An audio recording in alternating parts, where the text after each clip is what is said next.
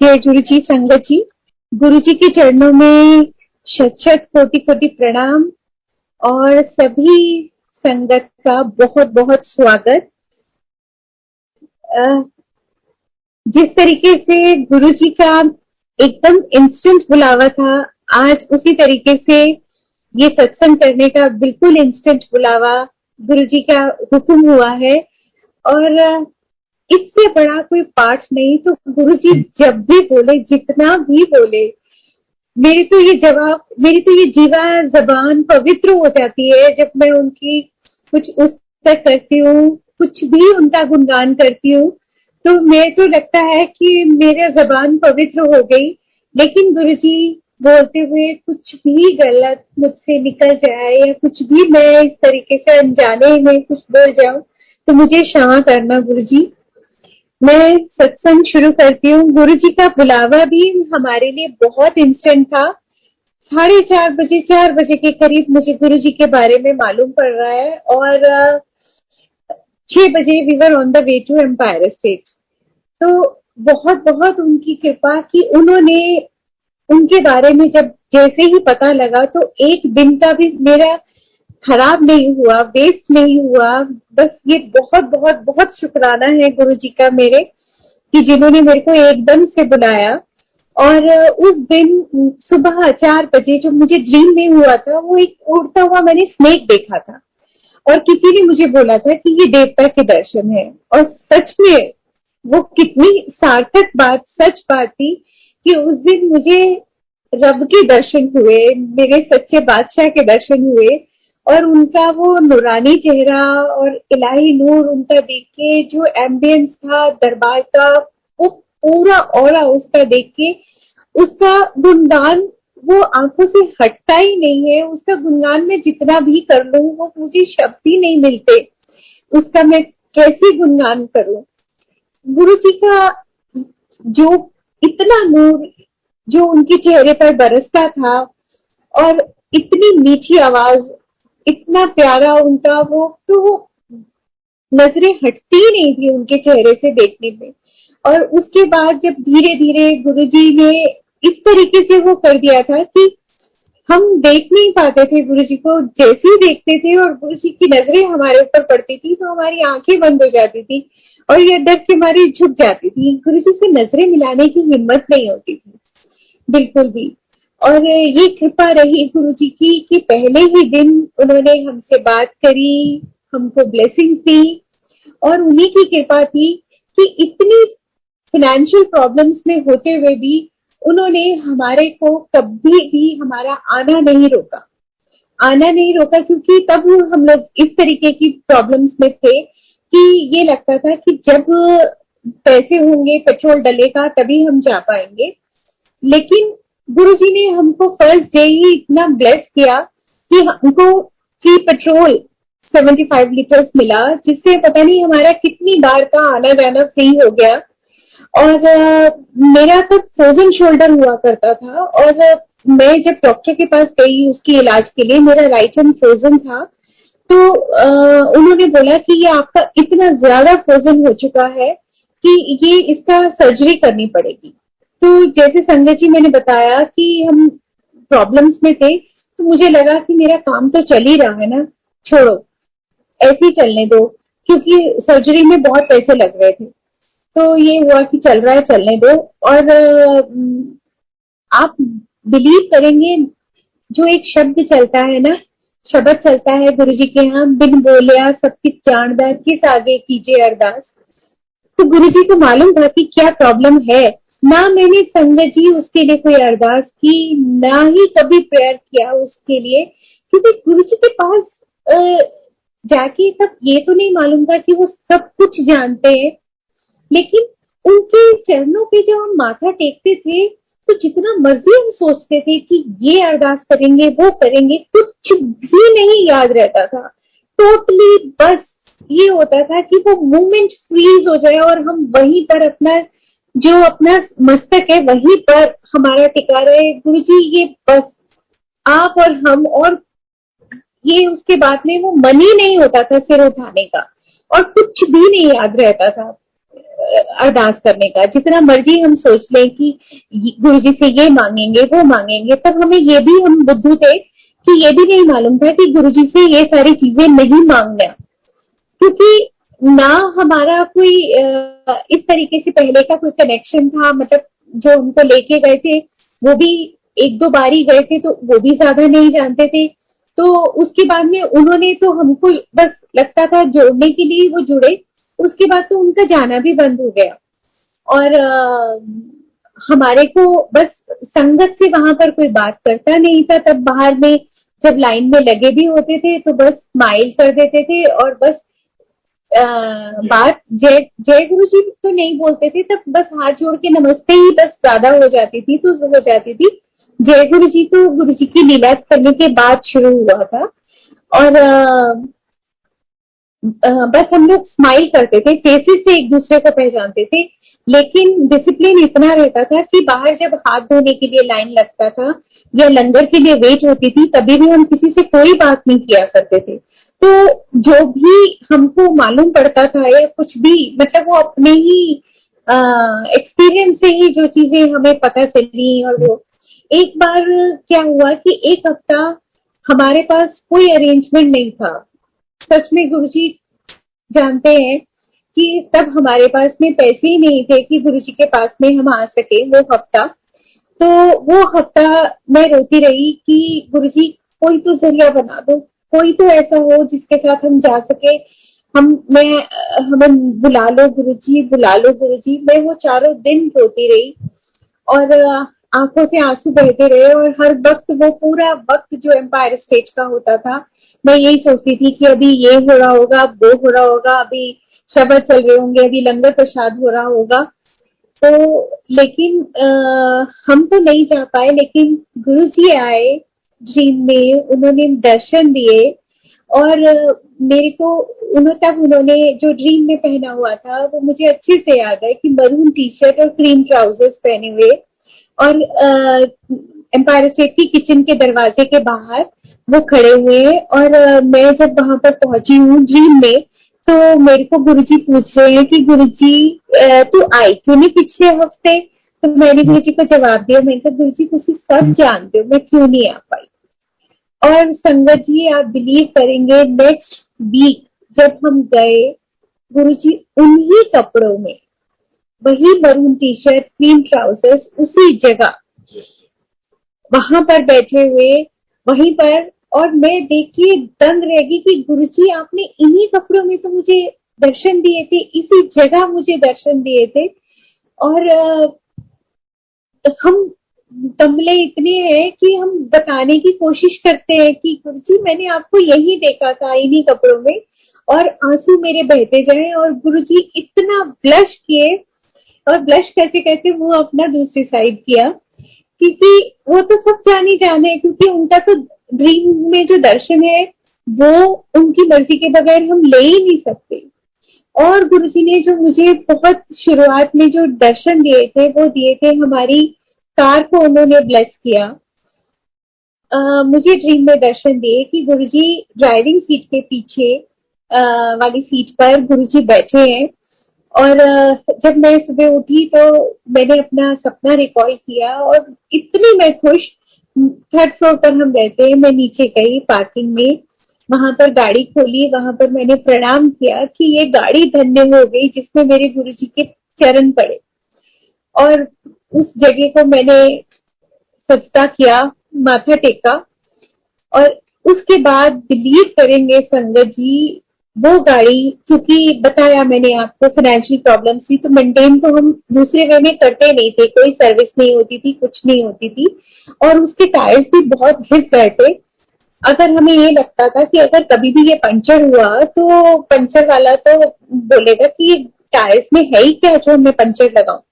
लेकिन जब गुरु की रब की मेहर हो जाए तो जितना मर्जी उसमें लोग थे, क्योंकि इतनी वो ब्लेस करिए गाड़ी गुरुजी ने, इतनी नई संगत उसमें मंदिर गई है।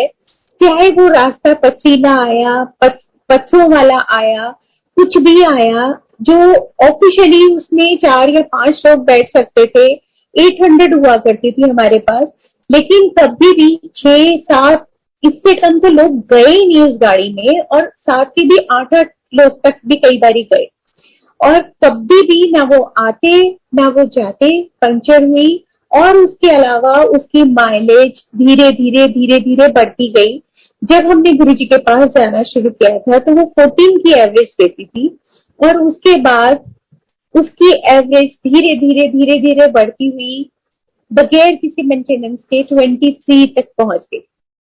और बहुत बारी तो अंकल ने ये भी महसूस किया कि ये गाड़ी ने पेट्रोल लिया ही नहीं है।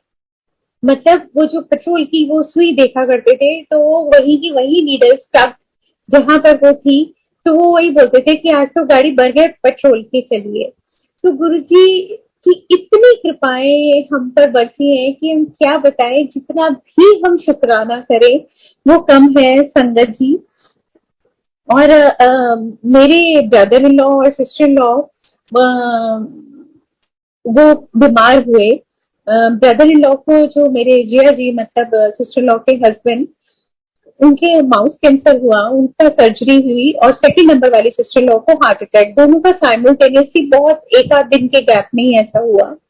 तो मैंने गुरुजी को अरदास की, तो गुरुजी ऐसे कृपालु हैं कि वो एक बारी करी हुई अरदास उन्होंने सुनी, और उन्होंने उनको भी ब्लेस किया। क्योंकि इसका जवाब मुझे ये नहीं मालूम था कि ये मेरे जो मैंने उनके लिए ब्लेसिंग्स मांगी है ये उसका वजह है, या वो अपना गुड लक से ठीक हुए। इसका जवाब मुझे 10 साल बाद मिला। क्योंकि वही जया जी जब दोबारा बीमार हुए, उनको heart attack, massive heart attack हुआ और ओपन हार्ट सर्जरी हुई, तो जब मैंने उनके लिए फिर से अरदास की तो गुरु जी ने मुझे टेलीपैथिकली जवाब दिया, एनू 10 साल में दे चुके। तब मुझे संगत जी रियलाइज हुआ कि वो उस वक्त भी जो वो ठीक हुए थे वो गुरु जी की कृपा, उनकी बख्शिश, उनकी रहमत से ही हुए थे। और संगत जी एक बड़ा ही मिराकलस सत्संग बोलूंगी इसको, जो गुरुजी ने 29 मई को किया। हालांकि वो मुझे समझ कई दिन बाद आया। ये 29 मई 2007 ये बात है। शाम के 7 बजे के करीब मैं शिव पुराण पढ़ रही थी। कृपा थी गुरुजी की कि मैं शिव पुराण पहले से ही पढ़ रही थी। मेरे को तब मालूम नहीं था कि गुरुजी ने शिव पुराण को ब्लेस किया है और गुरुजी शिव पुराण पढ़ने को बोलते हैं। तो ये उन्हीं की कृपा थी कि मैं पढ़ती थी पहले से।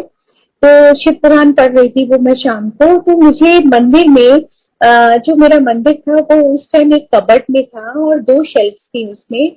ऊपर वाली शेल्फ में एक शिव जी की मूर्ति थी और नीचे वाले शेल्फ में गुरु जी का स्वरूप और बहुत जो बाकी देवी देवता जैसे हमारे विराजमान रहते ही हैं। और उसके सेंटर में नीचे वाली शेल्फ में मेरा एक शिव परिवार उसके वो था। और जब मैं वो पढ़ रही थी तो एकदम मेरे को पढ़ते पढ़ते कुछ खिसकने की आवाज आई, कुछ आवाज आई। तो मेरा सेंटेंस कंप्लीट होता इससे पहले ही मुझे वो दोबारा खिसकने की आवाज आई और देखा कि वो जो शिव जी की मूर्ति है वो नीचे गिरी मुंह के बल। और जो उसकी माला जो उनके गले में शिव जी के डली हुई थी वो जाके नीचे वाली शेल्फ में in the middle of that Shiv Parivar उसके ऊपर जाकर पड़ी। जबकि ये साइंटिफिकली इम्पॉसिबल चीज है कि बगैर रीजन के पहले तो वो शिव मूर्ति का खिसकना और उसके बाद उसका मुंह के बल गिरना और उसकी में से माला निकल के बिल्कुल मिडल में जाना, ये बिल्कुल इम्पॉसिबल सी चीज थी, लेकिन ये हुई। अब ये सब देख के और जो शिव मूर्ति खंडित हुई उसका भी वो बड़ा अजीबोगरीब था कि उसका पूरा मुंह, मस्तक और चेस्ट तक जो मूर्ति थी वो बिल्कुल इंटैक्ट थी। हाथ खंडित थे, नीचे इवन जो खाल के मुंह का शेर का मुंह था वो भी इंटैक्ट था। मैं बहुत घबरा गई देख के कि मुझे लगा कि कोई हम पर विपदा आने वाली है या कोई विपदा आने वाली है जो शिव जी ने अपने ऊपर ली है। मैंने कहा ये है तो, बड़ा बेटा मेरा घर पे था, मैंने उसको बोला ये है तो कोई बहुत बड़ा इंडिकेशन, लेकिन ये क्या है मेरे को अभी समझ में नहीं आ रहा। और जब 31 मई को गुरुजी ने अपना चोला बदला, अपना शारीरिक रूप छोड़ा, तो भी नहीं समझ में आया कि ये गुरुजी ने मेरे को 2 दिन पहले ये इंडिकेशन दे दिया था कि मैं शिव हूं और शिव हमेशा है। वो कल भी थे, आज भी है और हमेशा रहेंगे अनंतम काल तक। तो शिव जी कहीं नहीं गए, तो वो उन्होंने मुझे इंडिकेशन दिया था कि लेकिन मैं अभी मनुष्य शरीर लेकर आया हूं, तो मैं ये छोड़ रहा हूं। और संगत जी, उस मूर्ति के वो जो खंडित हुई थी, उसके जो कण थे वो मेरे पूरे घर में गए थे, एक एक जगह पर गए थे। और बोलते हैं कि खंडित मूर्ति घर में नहीं रखते, लेकिन पता नहीं मुझे क्या हुआ था, मेरे को उसको प्रवाह करने का मन नहीं हुआ। मैंने उसका एक एक कण चुन के उसको एक पॉलिथीन में बंद करके एक स्टील के डब्बे में मैंने रख दिया था। और उसी को मैं जंप करते हुए आ रही हूँ। ये 2007 से सीधा 2011 की बात कर रही हूँ मैं। मेरे को गुरु जी का हुक्म आया था कि अपने घर को रेनोवेट करो। और अंकल, क्योंकि बच्चे उस टाइम सेटल होना चाह रहे थे, अपनी हायर एजुकेशन के लिए करना, अपना वो एमबीए करना चाह रहा था। और जो बड़ा बेटा है वो चाह रहा था कि वो यूएस से करे। तो प्रॉब्लम्स इतनी थी, लेकिन विश्वास गुरुजी पर उन बच्चों का इतना अटल था कि वो बोलते थे कि सारे रास्ते गुरुजी खोलेंगे, पापा आप चिंता मत करो, गुरुजी करवाएंगे। तो अंकल के पास जितने भी थोड़े बहुत पैसे थे वो उन्होंने अलग रखे थे कि ये उसकी एमबीए के लिए, कि घर तो कभी भी ठीक हो जाएगा, जो वो रेनोवेशन मांग रहा था, कि लेकिन बच्चों की पढ़ाई वो सबसे पहले। और उस वक्त में गुरु जी का हुक्म आया कि अपने घर को रेनोवेट करो, पैसे की कमी नहीं आएगी, पैसा आता जाएगा, और अपने घर को सुंदर करो, खुला सा बनाओ, और जिसमें अच्छे से संगत आ सके। संगत जी, आप बिलीव करेंगे कि 8 फरवरी को ओल्गा आंटी के द्वारा ये मेरे को मैसेज आया, और 11 फरवरी को हमारे घर हथौड़ा लग गया।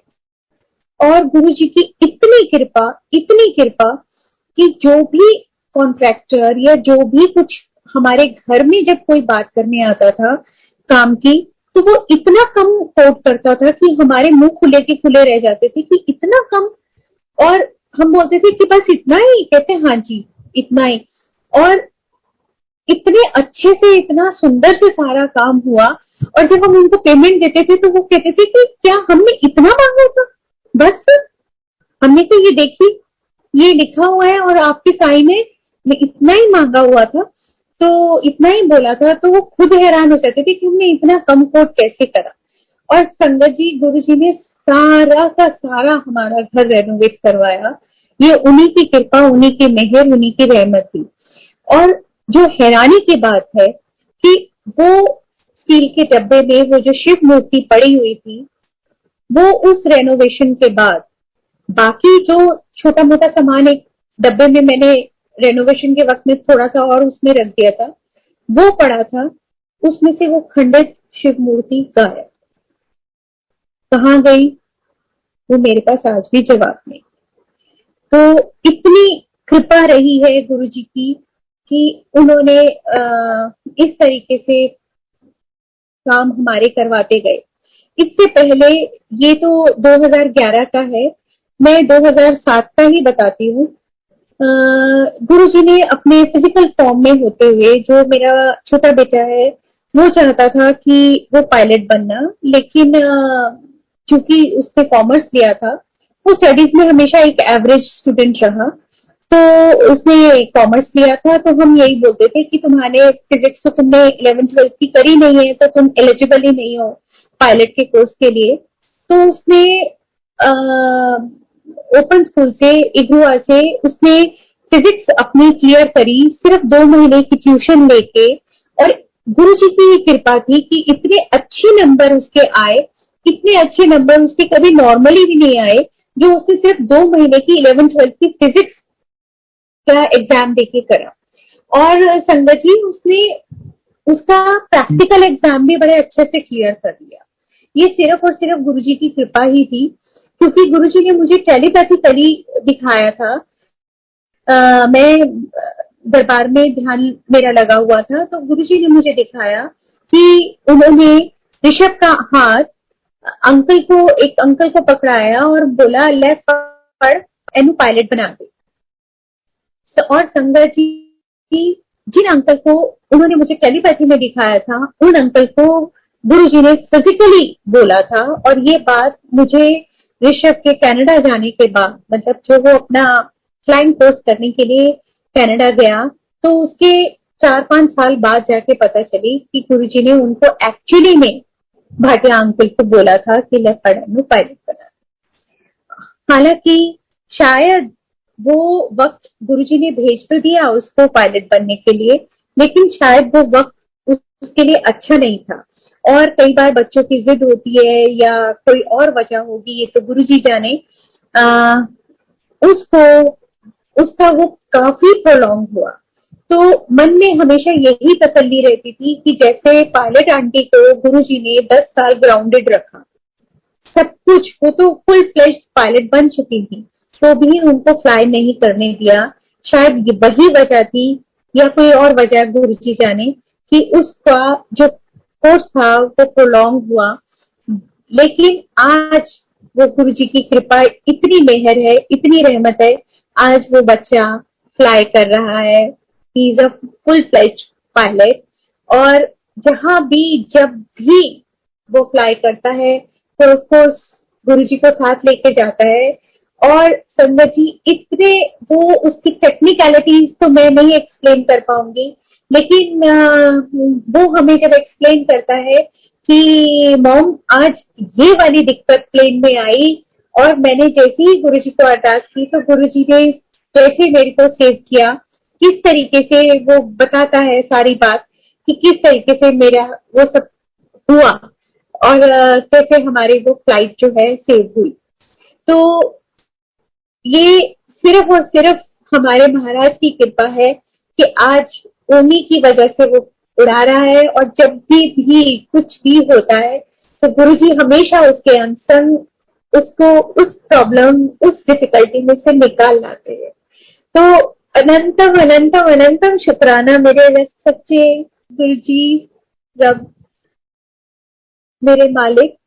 आपका मैं जितना भी उस पर करूं, स्तुति करूं, वो कम है। संगत जी एक और बड़ा क्यूट सा आपको सत्संग सुनाती हूँ कि जब बहुत बिगिनिंग थी, जब हम गुरुजी से जुड़े ही थे, तो क्या होता था, मैं गुरुजी की फोटोज स्वरूप के आगे मैं उनको देखती रहती थी, निहारती रहती थी, और मैं मन मन में उनसे बातें करती थी। तो मैं तब अंकल को बोला करती थी, देखो गुरुजी ने आज अभी ये किया, अभी वो किया। तो अंकल को यही लगता था कि इसको ऑप्टिकल इल्यूजन्स होते हैं, ऐसा गुरुजी कुछ नहीं करते, ये सिर्फ इसके मन के वहम है। तो एक दिन वो दूसरे कमरे में जो गुरुजी का स्वरूप लगा हुआ है, तो वो वहां पर गुरुजी के पास जाके खड़े हुए, वो भी गुरुजी से बात कर रहे थे, और उन्होंने मेरी शिकायत करी कि गुरुजी ये झूठ बोल दिया ना, तुसी कुछ नहीं कर देना कि तुसी ए कीता वो कीता है, ऐसा सारा झूठ बोल दिया ना। तो गुरुजी लिफ्टेड हिज आईब्रो, और जैसे ही इन्होंने देखा कि गुरुजी ने अपने आईब्रो हिलाए है, तो ये एकदम से हिल गए। तो एकदम से बोले, गुरुजी ये तुसी कीता? तो गुरुजी आहो, and again he lifted his eyebrow.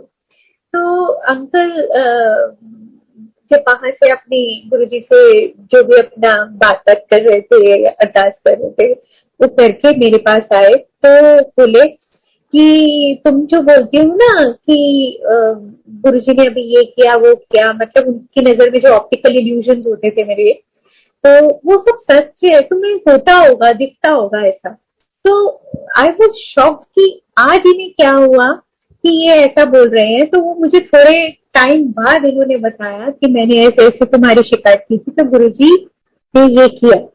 और उसके बाद तो कई नजारे गुरुजी ने घर में ही दिखाए, गुरुजी की शिवरात्रि वाले दिन जब प्रणाम कर रहे थे अंकल, और एक और संगत है बंगाली सुदक्षिणा, वो भी हमारे घर में थी, तो उन्होंने देखा कि गुरुजी की आई बॉल्स इधर से उधर, उधर से इधर मूव हुई। गुरुजी ने लंगर प्रसाद बनाते हुए भी बहुत बहुत बार गुरुजी ने ब्लेस किया। कुछ तो ऐसी ब्लेसिंग्स है जो मैं शेयर भी नहीं कर सकती।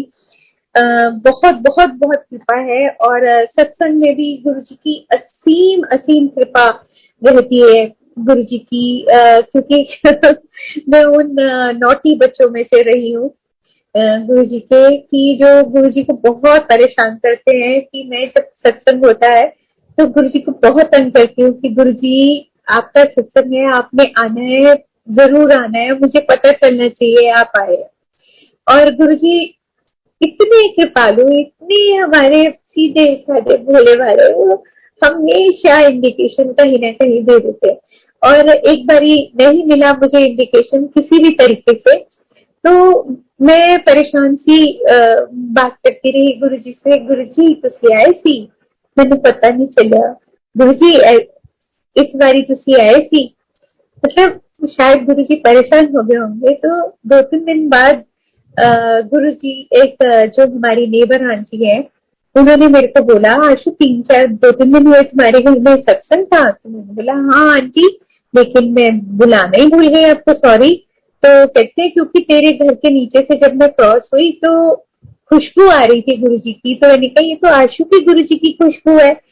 तो सुन के मैंने कितना शुक्राना किया गुरु जी का, और दंग रह गई मैं कि गुरु जी आप कैसे जवाब दे देते हो जब आपको परेशान करते हैं। तो गुरु जी के बहुत सारे ऐसे बड़े लविंग लविंग बहुत क्यूट क्यूट से सत्संग भी है।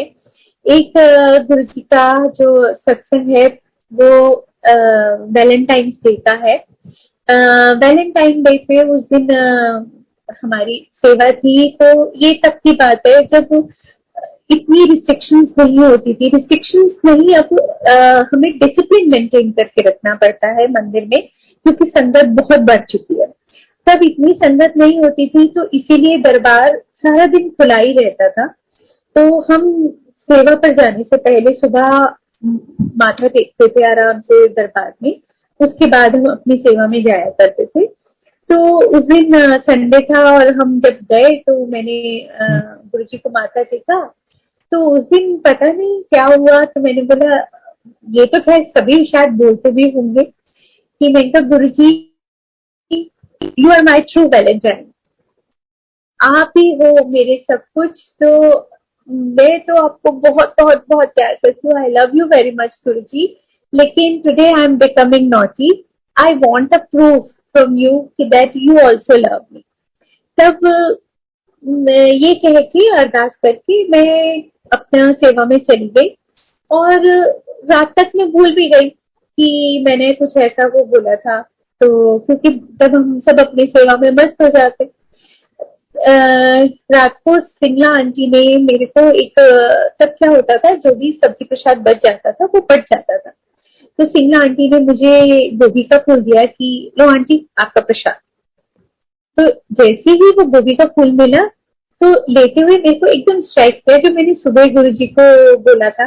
मैंने कहा अच्छा गुरु जी, फूल कोई बात नहीं, फूल नहीं सही, गोभी का फूल सही, थैंक यू गुरु जी, कुछ तो मिल गया मेरे को गुरु जी का इंडिकेशन, तो कि हाँ ये ऑल्सो लव मी। और थोड़ी देर बाद में सिंगला आंटी ने मुझे चटाई प्रसाद भी दिया, तो मैंने बहुत बहुत बहुत बहुत थैंक यू बोला। उसके बाद में बताया मैंने आपको, इतनी स्ट्रिक्टनेस नहीं होती थी।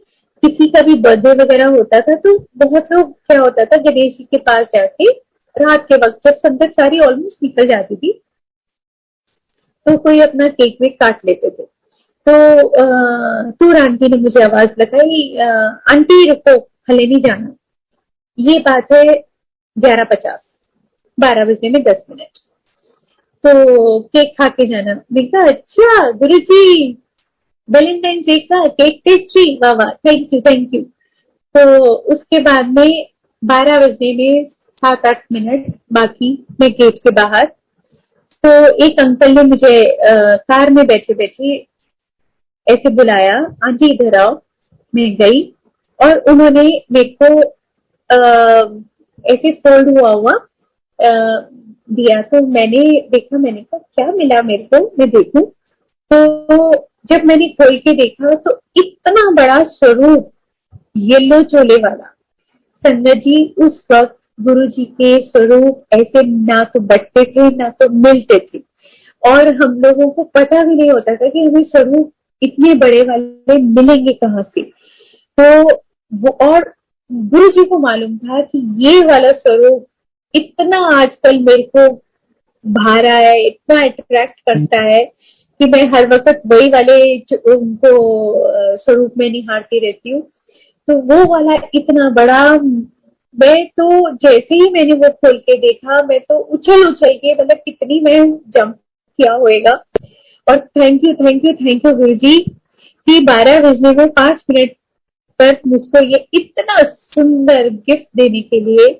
आज भी मेरे मंदिर में वही वाला स्वरूप लगा हुआ है संगत जी। और उस चोले ने, उसमें गुरुजी ने अपने चोले का रंग भी बदल दिया है, वो येलो से पिंक हो चुका।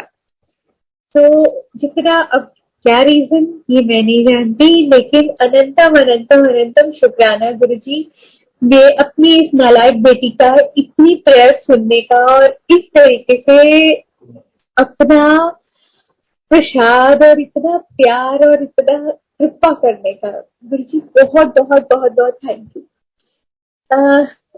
गुरुजी सच में इतना ध्यान रखते हैं। क्या हुआ कि मैं आपको बताती हूँ, 31 दिसंबर की बात है। मैंने कुंदन के बड़े बड़े इयररिंग्स डाले हुए थे, और संगत जी तब इतनी ज्यादा स्ट्रिक्टनेस नहीं होती थी। बहुत सारे लोग आरती कर लिया करते थे, और मैं थोड़ी उन शरारती आंटियों में रही हूँ कि मैं जो घुस के आरती जरूर कर लिया करती थी किसी न किसी तरीके से। तो वहां पर मैं किचन के बाहर अपना, हम लोग बैठे हुए थे, और फिर जैसे ही आरती का टाइम हुआ मैं आरती करके आई, और जैसे ही आरती करने के बाद में हम लंगर करने के लिए गए तो मेरे को 2 आंटी होती थी। अब तो वो गुरु जी के पास ही है। तो उन्होंने मेरे को बोला ये क्या नया फैशन है, एक कान में इयररिंग है एक में नहीं है। तो मैंने देखा तो मेरा वो कुंदन का इयररिंग मिसिंग था। तो मैं एकदम से दोबारा टर्न बैक हुई, पूरे रास्ते से देखती आई, नहीं मिला मुझे। मैं जहां से वो आरती करने के लिए दरबार में गई थी वहां से भी देख लिया, कहीं नहीं मिला। लोगों से भी पूछ लिया, संगत से भी, नहीं मिला। तो अब थोड़ा सा हल्का सा मूड ऑफ हुआ। मैंने कहा चलो गुरु जी जाने, कुछ होगा इसी में। अच्छा है। और संगत जी, अगले दिन संडे था, और जहां मेरी सेवा, वो इयररिंग एग्जैक्टली वहां पर उस जगह पड़ा हुआ वो वाला इयररिंग, जबकि उस जगह पर मैं संडे, मतलब जिस दिन 31 दिसंबर था उस दिन मैं गई ही नहीं। बताइए वो इयररिंग वहां पर कैसे पहुंची? सिर्फ और सिर्फ गुरु जी की लीला। तो कैसे कैसे कैसे कैसे करिश्मे करते हैं गुरु जी, जितना भी हम उनका शुक्राना करें, उनकी उस तक करें, वो बहुत बहुत कम है। किसी से मिलता जुलता तो नहीं, लेकिन कुछ इसी से ही कान के ही उससे मेरे को गुरुजी ने टेलीपैथी से जवाब दिया। बोला, जवाब नहीं दिया, बोला कि ना तेरा सोने का गिरेगा। मुझे ऐसा बोला गुरुजी ने। तो 2-3 बार ऐसा बोल दिया, तो कि मेरा ना बार बार ध्यान अपने बालियों पे उसमें जाता था, कहीं गिरा तो नहीं, कहीं गिरा तो नहीं। अब गुरुजी ने बोला है तो गिरेगा भी जरूर। तो जहां पर भी मैं जाती थी तो बार बार मेरे हाथ जो है मेरे अपने कानों की बालियों को टच होते थे कि है ना, है ना। तो अब एक दिन घर पे ही थी मैं, मैंने हेयर वॉश लिया, उसके बाद में आके अपनी पूजा करने लगी और शिव पुराण पढ़ रही थी। पढ़ते पढ़ते मेरा ध्यान जो मतलब हाथ जो है मेरे कान पे लगा तो देखा गायब। तो मैंने कहा गुरुजी इतने दिनों से बोल ही रहे थे कि तेरा गिरेगा गिरेगा, आज गिर गया। तो अब वो पढ़ते पढ़ते भी, पाठ करते करते भी मेरा थोड़ा डिस्ट्रैक्ट हो गई। तो गुरुजी ने मुझे जवाब दिया, वो किथे नहीं गया, पहले आराम नाल पाठ पूरा कर अपना। संगत जी, मैंने पाठ पूरा किया, प्रणाम किया गुरुजी को, और उसके बाद में मैं एकदम से उठी तो अंकल हो गए कि क्या हुआ क्या हुआ। मैंने कहा कुछ नहीं कुछ नहीं। तो कहते नहीं कुछ तो हुआ है, तुम घबराई हुई बेचैन से लग रही हो। मैंने कहा गुरुजी जो बोल रहे थे इतने दिनों से गिरेगा गिरेगा, वो आज गिर गया। तो मैं बाथरूम में गई, बाथरूम देखा, अपना टाल देखा क्योंकि हेयर वॉश लिया था कि कहीं उसी के साथ में ना अटकते हो। पूरा घर देख लिया, नहीं मिला। तो तब मुझे गुरुजी ने बोला, ओ किथे नहीं गया, तेरे कोल ही है, देख चंगी तरह। संगत जी वो मेरे साथ ही था, और जब मैंने निकाला तो वो जो मेरी बाली थी वो बंद, पूरा लॉक लगा हुआ उसमें। अंकल के सामने वो मेरी बाली मैंने उनको दिखाई निकली। कहते हैं अगर ये मैंने अपनी आंखों से नहीं देखा होता तो मैं कभी ये बात बिलीव नहीं करता कि बंद बाली मेरे उसमें से कैसे निकल गई, कानों में से लॉक लगा हुआ। तो जो गुरुजी बोलते हैं वो होता है ये, और देख लो शायद वो गिरना था और गुरुजी हमारा नुकसान बचा भी देते हैं। तो इतने इतने कृपालु, इतने प्यारे गुरुजी कि निहाल ही हो जाते हैं हम। संगत जी, इतने सत्संग है। उसके बाद मैंने जो आपको बताया कि मेरा जो बड़ा बेटा था उसका मैं आपको बताती हूँ कि वो एमबीए के लिए, मैंने आपको बताया कि वो बाहर जाना चाहता था, और उन्हीं का अटूट विश्वास था कि उसका यूएस का वीजा भी लगा। हालांकि उसने मेरे को बोला कि मम्मा आप प्लीज गुरुजी को प्रे करो कि मेरा वीजा लग जाए यूएस का। तो मैंने बोला कि नहीं, अपने कनेक्शन खुद बनाओ, 1 to 1 होता है, तो अपना अरदास खुद करो। कहते नहीं वो तो आप ही करोगे, मैं नहीं करूंगा। तो मैंने जो गुरुजी को अरदास की कि गुरुजी ऐदे ਲਈ चंगा होए ਤਾਂ ਵੀਜ਼ਾ ਲਗਾਣਾ, ਤੁਸੀਂ ਜਾਣਦੇ ਹੋ ਇਹਦਾ ਫਿਊਚਰ, ਅਗਰ ਉੱਥੇ ਹੈ ਚੰਗਾ ਤਾਂ लगे, नहीं तो नहीं। और गुरु जी कंडीशन अप्लाई कि फीस का इंतजाम तुसी करना है, मेरे को नहीं हैगा। और संगत जी जब इसका वीजा का इंटरव्यू था तो इसने देखा कि एक विंडो पे 5 में से 4 केसेस रिजेक्ट हो रहे। तो इसने उसी टाइम गुरु जी को अरदास की कि गुरु जी इस विंडो पे मेरा नाम ना आए। तो गुरु जी ने इसको उस टाइम टेलीपैथी से जवाब दिया, पंद्रह वीजा होने नहीं मैं लाऊं। और एग्जैक्टली इसका उसी विंडो पर नाम मतलब नंबर आया और इसका वीजा लगा भी। वो लोग जो हमको कहा करते थे, क्योंकि बताया मैंने आपको कि हम उस टाइम फाइनेंशियल ट्रबल्स में थे, तो वो कहते थे कि तुम्हारे बच्चों का वीजा तो बिल्कुल नहीं लगेगा। मेरे मेरे बच्चों का वीजा तो ऐसे चुटकी बजाते हुए ऐसे लगेगा, क्योंकि मेरे बैंक में तो 65 लाख पड़ा है, मेरी तो इतनी प्रॉपर्टी है, मेरे बच्चे का वीजा तो ऐसे लगेगा।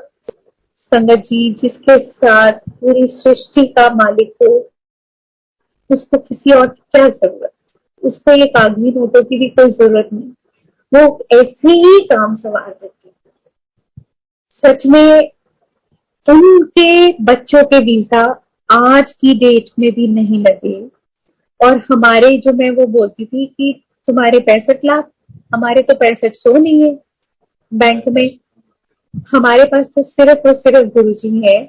और अगर मेरा गुरु चाहे तो क्या नहीं हो सकता। छोटे बेटे को उन्होंने पायलट बनाया, बड़े को यूएस भेज दिया अपनी मास्टर्स करने के लिए। और संगत जी कोई भी ये बात बिलीव नहीं करता कि जब आप बोलते हो कि आपके पास पैसे नहीं है तो आप कौन अपने बच्चों को बाहर पढ़ने भेजता है। हम मान ही नहीं सकते, लेकिन ना मानो, जो हमारे पास तो बस गुरु जी है, वही हमारे काम संवारते। हमारे पास संगत जी आज भी अगर हम रिकॉल करके देखें तो वो फीसें कहाँ से आई, कैसे गई, किस तरीके से वो सब खर्चे हुए, कैसे वो कर्जे भी उतार दिए गुरुजी ने हमारे, हम नहीं जानते। क्योंकि वो मालिक बैठे हैं हमारा काम करने को, काम हमारा काम करने को नहीं, अपने संगत का। उन्होंने इतना कृपा की है, इतना बख्शा है कि हम जितना भी उनका गुणगान करें, शुक्राना करें, कहीं नहीं कर सकते। उनका तो बिल्कुल हमारे पास जबान भी नहीं है, शब्द भी नहीं है उनकी तो शुक्राना करने को। संगत जी जब बड़ा बेटा जो यूएस गया था तो हमारे को यही होता था कि इसका जैसे सुनते थे कि बच्चे को 20 घंटे की जॉब मिल जाती है वहां पर वीक की, तो बच्चे अपना खर्चा निकाल लेते। लेकिन संगत जी 6 महीने बीत गए, इसकी जॉब नहीं लगी, बाकी सारे इसके फ्रेंड्स की लग गई, इसकी नहीं लगी। तो मैं वही सोचती थी, मैंने कहा गुरु जी भेज तो दिया, पर कितनी परीक्षा हमारी और लोगे, देखो उस बच्चे का खर्चा भी वो खुद नहीं ले पा रहा है, वो भी हमें भेजना पड़ रहा है। गुरु जी दे तो आप ही रहे हो, लेकिन हम क्या करें, उसकी लग जाती तो अच्छा होता ना, तो वो अपने डेली एक्सपेंसेस तो निकाल लेता। अब गुरु जी जानते हैं ना कि वो अपने बच्चों को कितना प्यार करते हैं और कितना उनका ध्यान रखते हैं। संगत जी उन्होंने बोला कि मेरा बच्चा छोटी मोटी नौकरी नहीं करेगा, उसको असिस्टेंट प्रोफेसर की नौकरी मिली पढ़ते हुए, अपनी मास्टर्स करते हुए, और इतने अच्छे से उसको स्कॉलरशिप भी मिली, जो मेरी दबी हुई ख्वाहिश थी, जो सिर्फ मैं ही जानती थी कि ये इतना इंटेलिजेंट है कि ये कभी तो मुझे स्कॉलरशिप लाके दिखाता। ये एक माँ की ऐसी इच्छा थी जो कोई नहीं जानता था, तो वो गुरुजी को पता था, सिर्फ वही जानते हैं ना हमारा अंदर बाहर।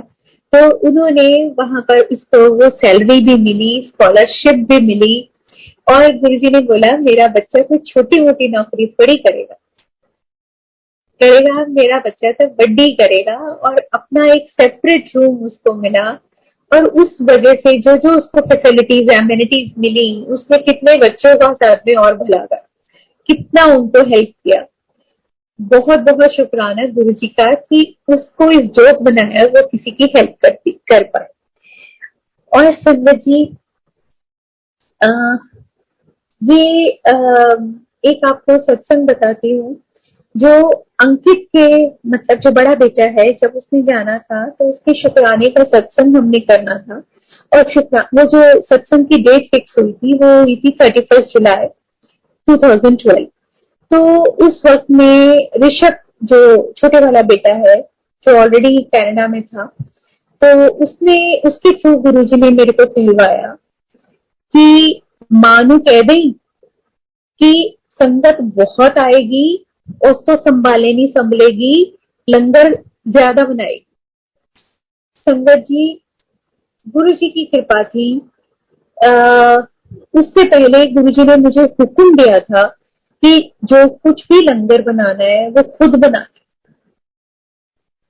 तो कृपा रही उसके बाद में कि कोशिश मेरी यही होती है कि जितना भी लंगर मैं बनाऊं वो घर में ही बने और खुद ही बनाए हम। तो अब उस टाइम पर हम एक्सपेक्ट कर रहे थे कि 250 के करीब संगत आएगी। तो गुरु जी का मैसेज को करके तो हमने उसको जस्ट मेड इट फॉर 300 कि 300 तक लंगर संगत आएगी तो बड़े आराम से ये पूरा हो जाएगा, इतना लंगर बनाया। और उस वक्त क्या हुआ, अगर आप लोगों को याद हो तो नॉर्दर्न ग्रिड फेल हुई थी 31 जुलाई, पूरा दिन लाइट नहीं, और बगैर लाइट के ही सारा काम हो रहा था। और उसके बाद में मैंने गुरुजी को, हाँ, जो हमारा इन्वर्टर चल रहा था जनरेटर से, वही उसी से जो काम हो रहा था। तो तब मैंने गुरुजी को अरदास की, मैंने कहा गुरुजी तुहाडा सत्संग पूरी शानो शौकत नाल होना चाहिए।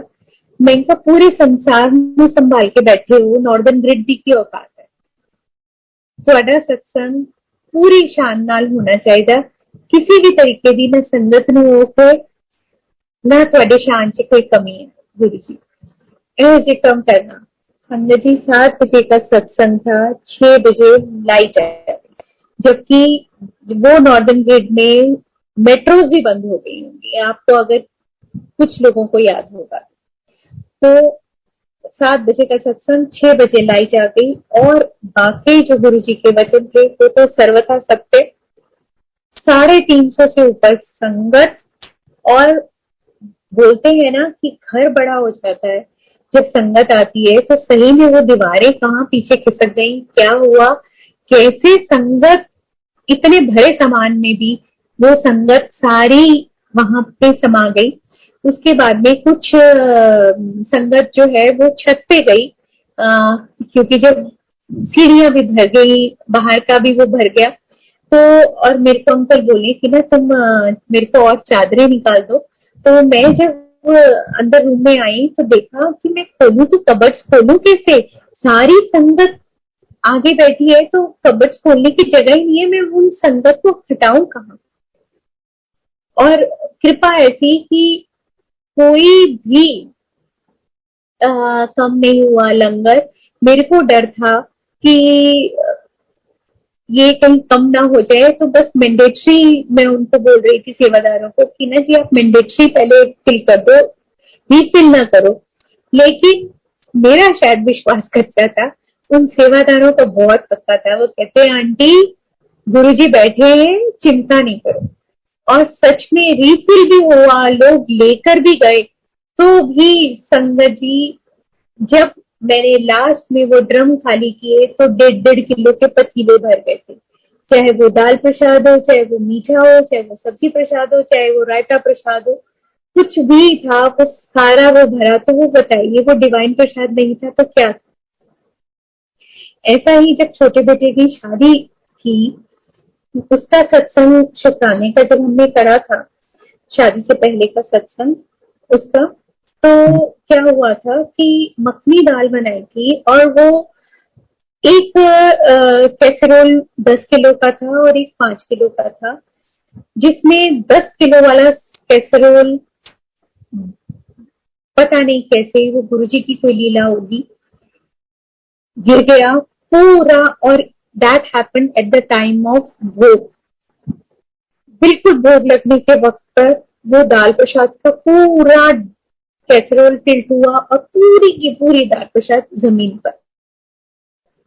और उसके बाद में जब बेटे ने भोग लगाया तो उसने गुरुजी को अरदास की कि गुरुजी अब मेरे को ऐसे होटल में भेजना जहां से आपके लायक, आपके स्टैंडर्ड की साफ सुथरी स्वाद दाल मिल जाए। तो तो पता ही है गुरुजी की हो गया। तो गुरुजी ने बोला कोई लोड़ नहीं, ऐसे पूरा हो जाए। तो ये उसको बेटे को टेलीपैथी से जवाब दिया। और संगत जी, वो दाल प्रसाद इतनी संगत में, जो 150 के करीब संगत थी, उसमें पूरी हुई। 25-30 संगत रात को आई, उनको भी पूरी हुई। जो कड़ा प्रसाद सबको थालियों में सर्व हुआ था, तो उस दिन मुझे नहीं मिला था बाय चांस। तो मैं जब रात को जब संगत आई तो मैं उनको कड़ा प्रसाद देने के लिए कैसरोल खोला, तो वो तो खाली था। तो मैंने देखा कि उसकी ढक्कन की लिड पर वो थोड़ा थोड़ा पड़ा। तो मैंने कहा चलो जरा जरा सा भी वो एक एक कण भी मिल जाए प्रसाद का तो बहुत है। तो मैंने कहा आप ले लो। तो वो कहने लगे कि हमारे तो थाली में था, जबकि थालियां मैंने लगाई हैं, मैंने तो वो प्रसाद डाला ही नहीं क्योंकि वो तो खाली था। संगत जी, कैसे गुरुजी अपनी संगत का ध्यान रखते हैं और हर चीज उन तक पहुंचाते हैं। मैं कहाँ तक उनके उस तक करूं, बहुत बहुत शुक्राना है मेरे रब का, मेरे गुरुजी का, मेरे कल्याणकारी इतने प्यारे गुरुजी का। वो कितना ध्यान रखते हैं, कैसी हमारी कमियां ढांक लेते हैं, कैसे सबको सब कुछ पहुंचा देते हैं। तो जितना भी उनका शुक्राना करूं वो कम है संगत जी। और 2014 ये बहुत बहुत क्रिटिकल रहा हेल्थ पॉइंट ऑफ व्यू से हमारे घर के लिए। 2014 में संगत जी, एक आपको अपने मन की बात बताती हूँ। उन दिनों में बच्चे बाहर थे और हमको इतनी सेवा मिल रही थी अ, इसकी सत्संग की सेवा की, तो लगातार लगातार लगातार तो मेरे को ना जैसे हो जाता है ना कि आप डेली घर से बाहर जाओ जाओ, घर का भी करना है, यहाँ भी वो भी, तो मैं वो बोला, मैंने कहा गुरु जी थोड़े दिन का ना रेस्ट दे दो प्लीज। मैंने थक गई थोड़ा सा, गुरु जी ब्रेक मिल जाए। भूल कर भी संगत जी ऐसी रिक्वेस्ट, ऐसी अरदास गुरु जी के आगे कभी ना करना। उसके बाद गुरु जी ने मेरे को वो कितना लंबा रेस्ट दिया और कितनी मैंने माफिया मांगी उस बात के लिए कि अगर गुरु जी आपको कोई भी सेवा बख्श रहे हैं तो आप चाहे थको या कुछ भी करो, वो करते चलो, क्योंकि वो पता नहीं हमारा कौन सा कल्याण हो रहा होता है कि कौन सी कृपा हो रही होती है। और कहीं गलती से कुछ ऐसी अरदास कर ली तो उसके बाद तौबा, कभी ना मांगना। अंकल को सिर्फ क्या हुआ कि मैंने देखा कि अंकल को कुछ तकलीफ होनी शुरू हुई, उनको घुटनों में पेन हुई और उन्होंने कोई पेन किलर खा लिया। और उसके बाद में क्या हुआ कि अगले दिन सुबह अंकल उठे तो देखा कि रेड रेड पैचेस उनके पाँव में, और पाँव इतने दर्द कर रहे हैं कि वो, और हाथ इतने अकड़ गए कि वो मोबाइल भी नहीं पकड़ पा रहे। संगत जी, वो पेन किलर रिएक्ट करके इट टर्न इनटू वेस्कुलाइटिस में, वो बहुत बड़ा सत्संग है और मैं उसको शॉर्ट पे कर रही हूँ। और इतना वो जो इनकी शरीर का देखने वाला था, वो जो ब्लड के ब्लड वेसल्स में से ऊज आउट होके स्किन के ऊपर वो ऐसे पैचेस आ गए थे कि जैसे एक्सीडेंट होता है और वो खून के पैचेस। तो और पूरी बॉडी ऐसी थी जैसे पैरालाइज्ड, ना वो उठ बैठ पा रहे थे, ना हिल डुल पा रहे थे, कुछ भी नहीं, कुछ भी नहीं। और उस वक्त में जो गुरु जी के वचन है कि ये गुरु परिवार ही मैं तुम्हारे लिए छोड़ के जा रहा हूँ, तुम्हारे अपने रिश्तेदारों ने काम नहीं आना, वो सारा नकली परिवार। तो वो फैक्ट है कि उस वक्त जो काम आया वो मेरे साथ सिर्फ और सिर्फ गुरु परिवार काम आया। जब ये अंकल बीमार हुए, इनको चाहे वो डॉक्टर के पास लेके जाना था, डॉक्टर ढूंढना था, वो सिर्फ और सिर्फ संगत काम आई। उससे पहले अंकल हॉस्पिटल में एडमिट हुए, लेकिन मैं गुरुजी को अरदास करती रही कि गुरुजी अगर डायग्नोज ठीक हुआ है, ट्रीटमेंट ठीक हो रहा है, तो मुझे कोई इंडिकेशन दे दो। लेकिन गुरुजी की तरफ से मुझे कोई इंडिकेशन नहीं आया। संगत आती रही, प्रसाद खिलाती रही, लेकिन फर्क बिल्कुल भी नहीं, जिसका तस। उसके बाद नवीन अंकल और विजय अंकल, जो मीनू आंटी और मंजू आंटी के अंकल्स हैं, वो उन्होंने मेरे को बोला, वो दोनों मेडिकल बैकग्राउंड से हैं, तो उन्होंने बोला कि एक हमने डॉक्टर ढूंढा है जो एप्रोप्रिएट है, तुम अंकल को वहीं लेके चलो। तो जो मैं गुरुजी को अरदास करती थी कि गुरुजी को इंडिकेशन दे दो, जैसे ही अंकल को लेके हम फोर्टिस के गेट पे पहुंचे हैं नोएडा, वहां पर गुरुजी की फ्रेग्रेंस, जो मैं बोलती थी कि गुरुजी अगर सही इलाज हो रहा है तो बताना, तो मुझे कोई इंडिकेशन दो, इंडिकेशन दो। और गुरुजी पूरे वहां पर डॉक्टर के साथ वो चैम्बर में वहां पर रहे, और पूरा, और ये डॉक्टर ने क्लियर कर दिया कि इट्स वेस्कुलाइटिस और ये सिर्फ और सिर्फ ड्रग रिएक्शन है, सिर्फ वो पेन किलर का रिएक्शन जो टर्न हो गया। मैं गुरुजी को अरदास करती रही, गुरुजी मुझे लगता है कि कोई एक्सीडेंट था या पैरालिटिक अटैक था जिसको आपने इसमें कन्वर्ट किया। अब बस मुझे गुरुजी शक्ति देना कि ये मैं सह सकूं, क्योंकि हस्बैंड को ऐसी कंडीशन में देख के सहा नहीं जाता। उस वक्त में मेरे को बहुत बहुत बहुत ज्यादा जरूरत थी बच्चों की, क्योंकि मैं अंकल को लिफ्ट करना, उनको करवट दिलवाना, वो मेरी मतलब उसके शक्ति के बाहर था। मेरे अंदर में उतनी ताकत नहीं थी कि मैं अंकल को हिला डुला पाऊं, क्योंकि वो बिल्कुल स्टिफ हो चुकी थी उनकी बॉडी। वो उनके लिए करवट लेना भी बहुत मुश्किल होता था, वो अपने आप से करवट भी नहीं ले पा रहे थे। और उस वक्त मुझे बच्चों की इतनी जरूरत थी, लेकिन बच्चे बाहर, बच्चे मजबूत, क्योंकि अंकित बड़े वाले बेटे का फाइनल सिर पे था। उसने बोला कि मैं मम्मा एक हफ्ते के लिए आ सकता हूँ। तो मैंने बहुत मजबूत होके उसको बोला कि बेटा तू क्या करेगा, कि तू क्या डॉक्टर है, तू क्या गुरुजी है, जो करेंगे वही करेंगे, तो बस मुझे बेस्ट रिजल्ट दे दे। और छोटा, उसका पासपोर्ट रिन्यूअल के लिए क्या हुआ था, इसलिए वो नहीं आ सकता था। और उस वक्त में काम आई सिर्फ और सिर्फ संगत। एक बच्चा जो संगत का ये है शगुन, और आज गुरु जी की कृपा से वो जज बन चुका है। उस बच्चे ने जो मेरे बच्चों के फर्ज थे वो पूरे निभाए। इतना शुक्राना गुरु जी का और उस फैमिली का, उस बच्चे का, जिसने कदम कदम पर साथ दिया। हर वक्त वो बच्चा खड़ा रहा, उसके पेरेंट्स, वो जिगरा अंकल, जिगरा आंटी, वो खड़े रहे। और संगत जी उस डॉक्टर के रूप में गुरु जी बोले, क्योंकि आपको मालूम होगा कई बार ऐसा होता है कि आपका कुछ वक्त हमारा अपने घर पे रहना ठीक नहीं होता, तो उस वक्त में आपको अपने घर से दूर कर देते हैं। हम उस डॉक्टर के पास गए, बताइए वो डॉक्टर को कैसे पता, वो ढींगरा अंकल हमारे साथ गए थे कि वो ग्राउंड फ्लोर पे रहते हैं और हम लोग थर्ड फ्लोर पे। वो डॉक्टर उनकी तरफ टर्न होकर बोला कि आप तो ग्राउंड फ्लोर पर रहते हो ना, आज आपको लड़ाई करना पड़े, झगड़ा करना पड़े, कुछ भी करना पड़े, ये अपने घर नहीं जाने चाहिए, इनको आप अपने घर लेके जाओ।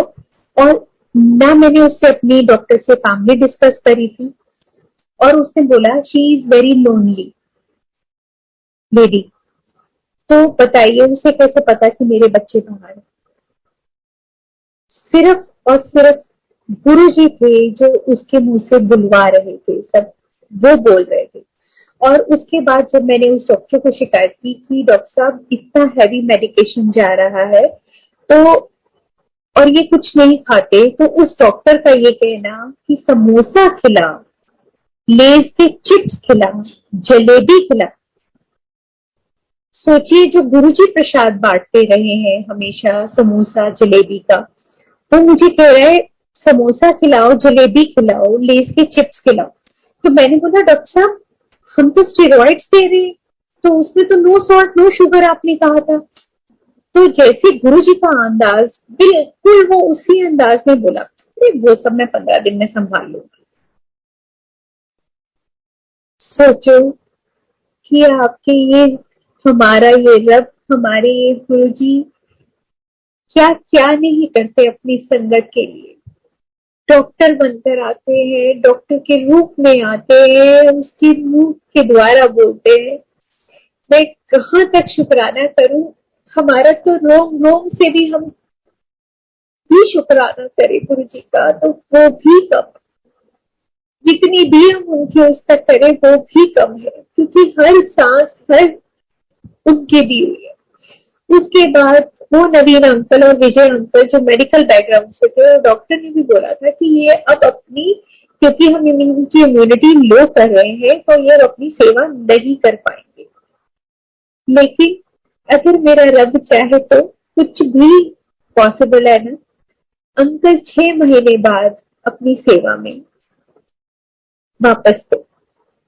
सोचो गुरुजी कितनी कृपा करते हैं, कितनी कृपा करते हैं। और उसके बाद मैंने गुरुजी से अपने उस बात के लिए भी बहुत माफिया मांगी कि गुरुजी जो मैं कहती थी ब्रेक, मैंने ऐसा ब्रेक तो नहीं मांगा था ना गुरुजी, मैंने तो सिर्फ कुछ दिन मांगे थे और कितने महीनों में ऐसे वो टर्न हो गए। तो लेकिन फिर भी गुरुजी ने बहुत बहुत बहुत कृपा करी और पता नहीं हमारा क्या कटवाया, ये तो गुरुजी जाने। और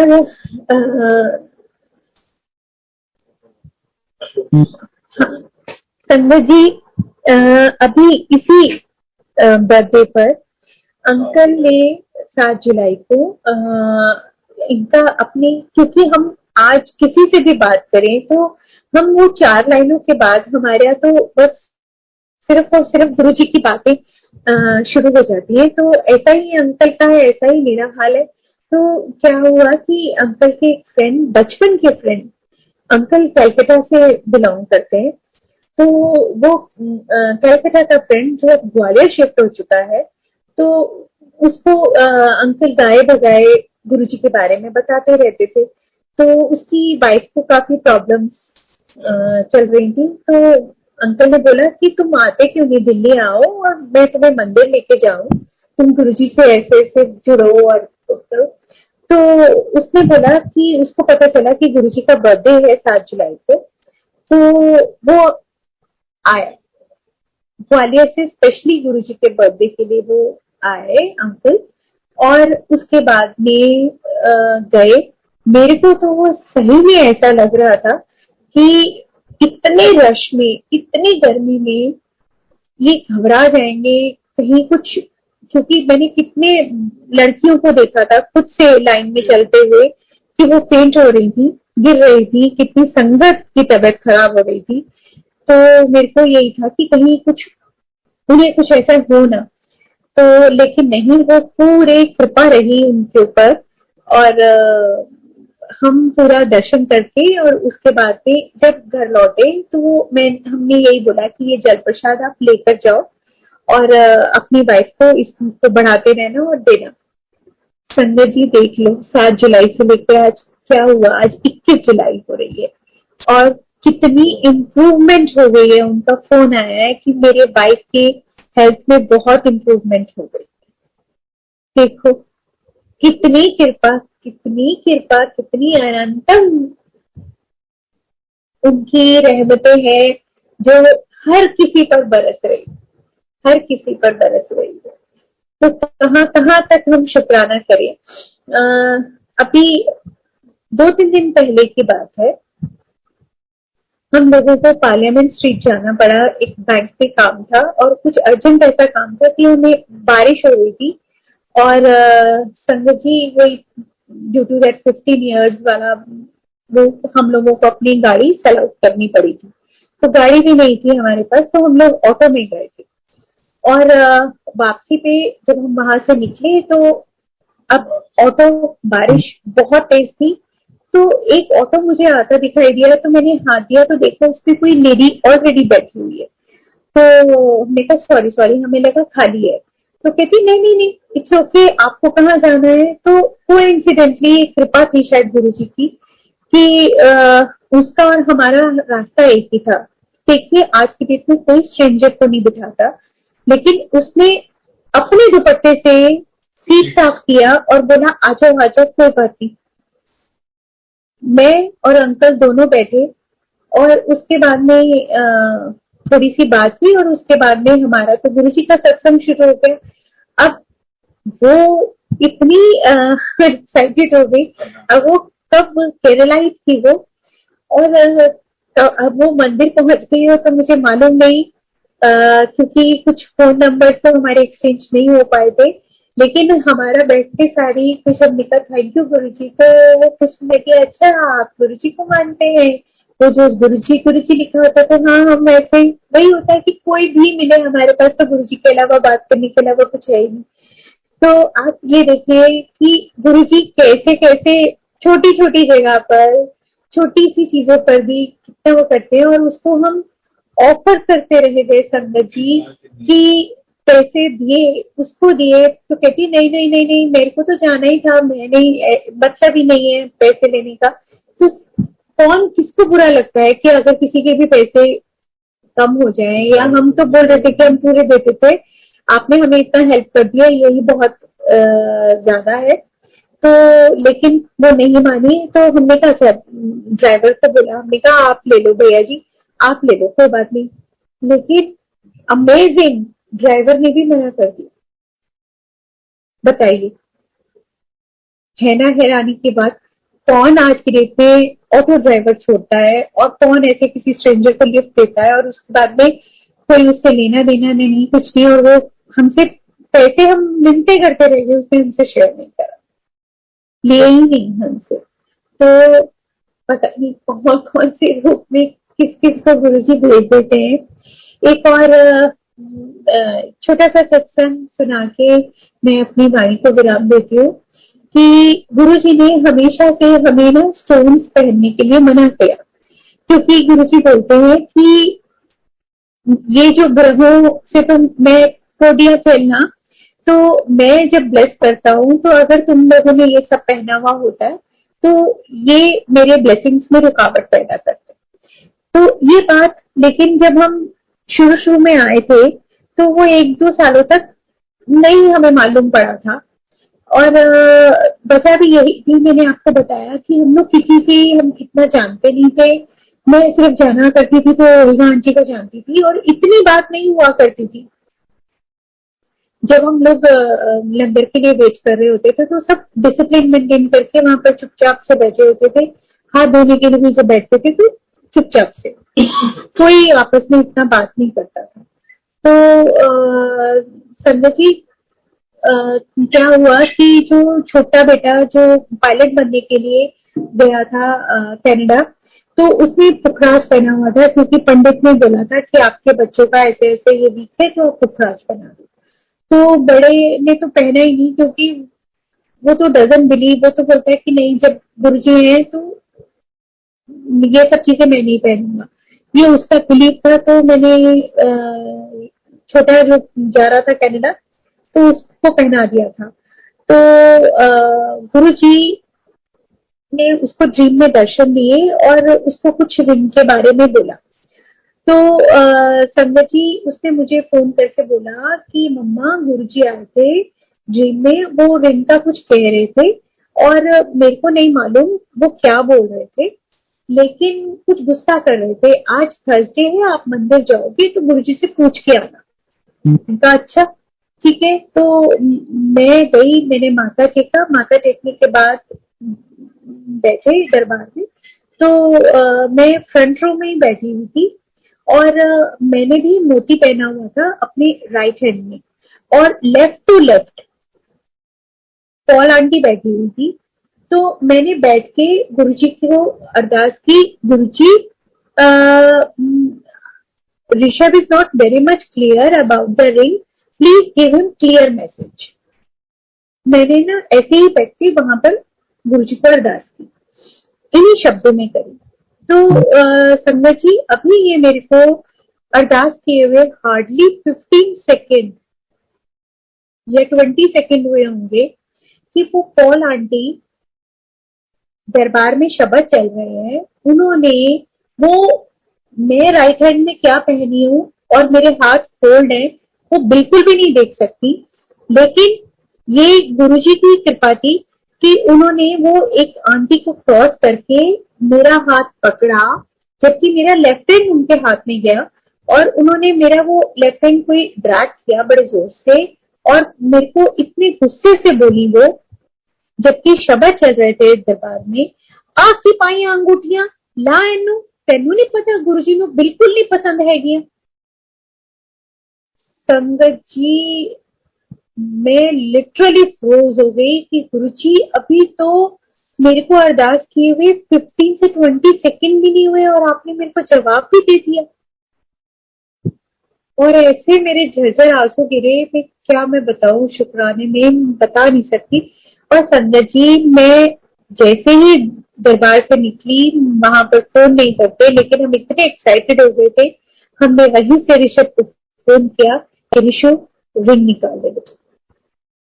तो जो भी संगत सुन रही है या आगे भी बताए कि आप ये इस तरीके के स्टोन्स वाले रिंग्स ना पहने, गुरुजी बिल्कुल लाइक नहीं करते, क्योंकि ये ब्लेसिंग्स में हर्डल होती है गुरुजी।